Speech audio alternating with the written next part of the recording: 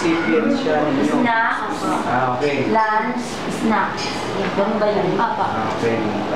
So sa halagang magkano ito? 1,000 po. Kasi ilagay pa sa natin para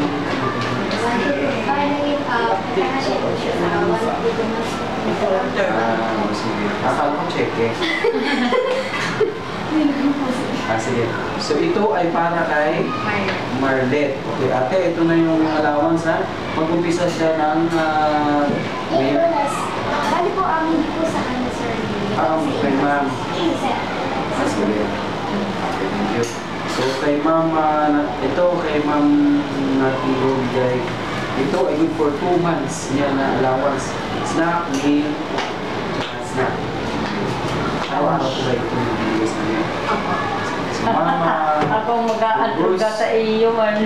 Bruce, ikaw ngayon ang nanay ni Marlet. Marlet. Ha?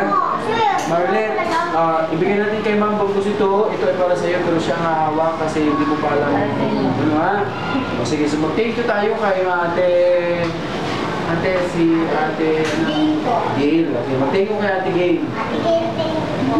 Sige, o pag nag-thank you ka, wala nang kasunod. Hindi, thank you. Sunod yan, tataba ka na ha. So kailangan ba siya nakamangto? Kung hindi ka ba siya, basta ng allowance ha? Thank you, te. Anyway, babalikan na lang ninyo yung